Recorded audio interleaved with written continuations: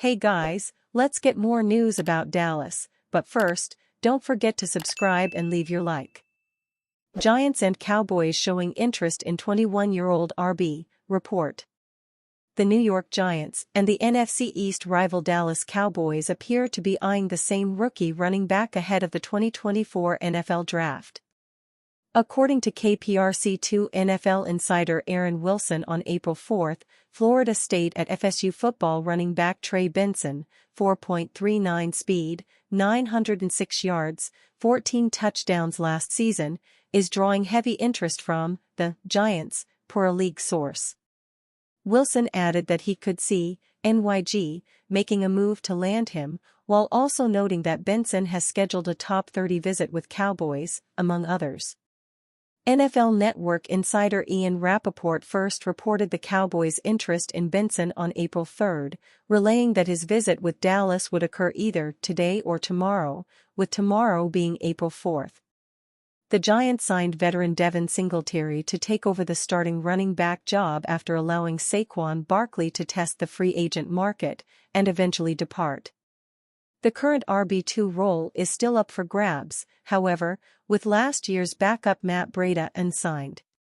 Big Blue has shown mild interest in a veteran backup, but pairing a rookie with Singletary offers the most upside.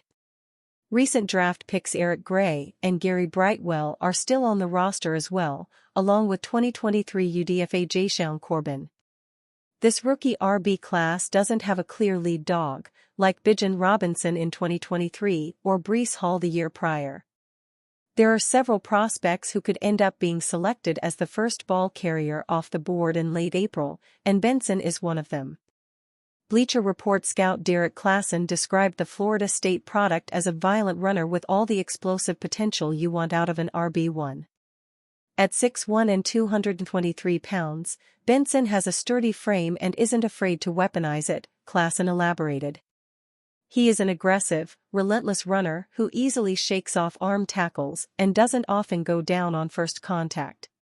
He's the type of runner who always falls forward and tends to require more than one tackler to shut him down. Similarly, NFL Network draft expert Lance Zierlein called Benson a big back, but also advised that the youngster might need to table his desires to be an elusive runner and adopt a more physical, decisive approach as a pro. Benson has some talent as a pass catcher, with 33 catches for 371 yards and a touchdown, and enough protection ability to warrant a role as a complementary three-down option, Zierlein added later. Having said that, both scouts mentioned that his vision could stand to improve, but they also agreed that Benson has the toughness and explosiveness to make it at the NFL level. Benson doesn't have too much wear and tear from his collegiate career. He started 26 games over his final 2 seasons, with 316 total carries and 24 rushing touchdowns. Earlier in the offseason on March 13, ESPN NYG insider Jordan Raanan reported that the Giants have been looking to add another RB and that they are not looking to spend much. Rappaport later claimed that the front office was at least checking in with power back A.J. Dillon as a free agent option. While Dillon ended up signing elsewhere, NYG media members began to get the sense that the team is looking for more of a physical runner to pair with the shifty and speedy Singletary, which makes sense. Based on his scouting reports, Benson is exactly that, and he's also cheap, being that he'd likely be a second or third round selection playing on a rookie cap hit. That makes the Florida State product a nice fit for Big Blue on paper, and he's a name to keep in mind as the NFL draft approaches over the next few weeks. Cowboys news: discussion of extensions for Dak Prescott, CeeDee Lamb and Micah Parsons. The Dallas Cowboys have expressed interest in extending 3 star players that may all reset the market. Between the 3 big contracts the Cowboys have on deck, how would you rank them in terms of importance? Machota, Dak Prescott, Micah Parsons, then CeeDee Lamb. Prescott is the team's leader and plays the most important position. There just aren't enough franchise quarterbacks available in the NFL. His deal is also going to take up the most salary cap space. Parsons is an absolute game-changer on defense. You could argue that drafting him is the biggest reason Dallas has put together 3 consecutive 12-win regular seasons. Lamb has become one of the NFL's elite wide receivers and deserves to be paid like one. However, it doesn't make a lot of sense to make someone one of the highest-paid wide receivers and not know who will be getting him the ball. And that's another reason getting Prescott's deal done is atop this list. To maximize Lamb's value, the Cowboys need to have a quality starting quarterback. Youssef, when one of the players in the group is a franchise quarterback, that will always be at the top of the list in importance. Prescott gives the Cowboys a sense of security. He has a strong presence as a leader in the locker room and is a top 10 regular season quarterback on the field.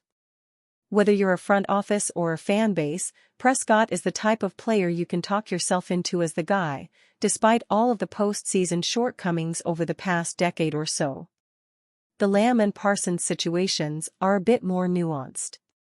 Both are among the very best at their positions, elite talents the Cowboys drafted in the first round. However, as mentioned, Lamb plays a position more dependent on his surroundings, particularly the quarterback. He has a good rapport with Prescott, but if there's an issue with Prescott, it trickles down to Lamb, too. Lamb's talent is indisputable, but his chemistry with a non-Prescott quarterback is a mystery. In a league where the quarterback position is the most important, pressuring the quarterback is highly important, too. Few do it better than Parsons.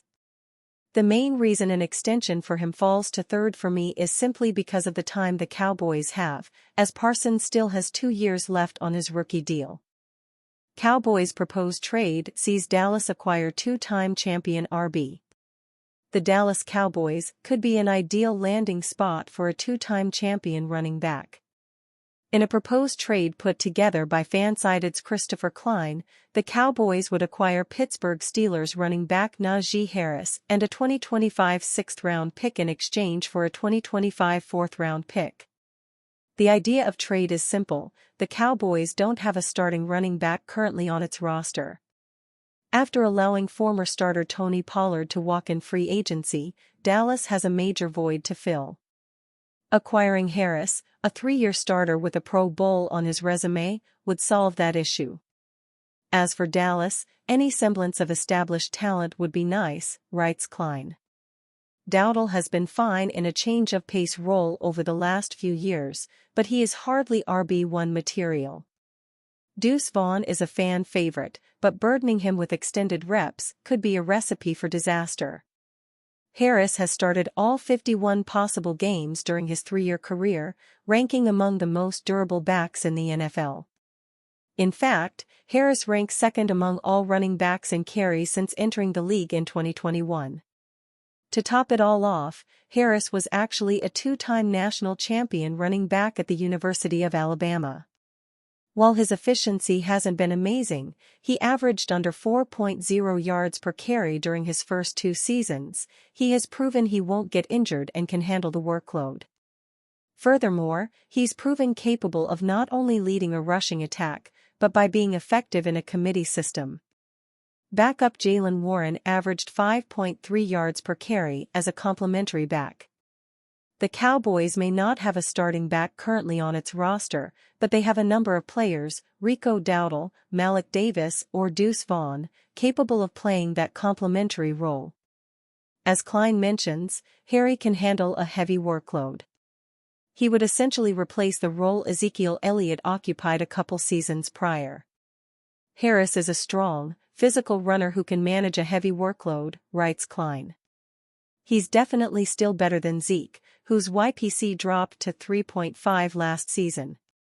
At 26 years old, Harris has eclipsed 1,000 yards rushing in each of his 3 NFL seasons. He ran for 1,035 yards and 8 touchdowns last season, adding an additional 170 yards as a pass catcher. Furthermore, Harris wouldn't exactly be an expensive option. The former first-round draft pick is owed $4.2 million for the upcoming season, the 15th highest figure in the NFL among players at his position. And you, fan, what do you think of the situation of Najee Harris? Leave your opinion in the comments.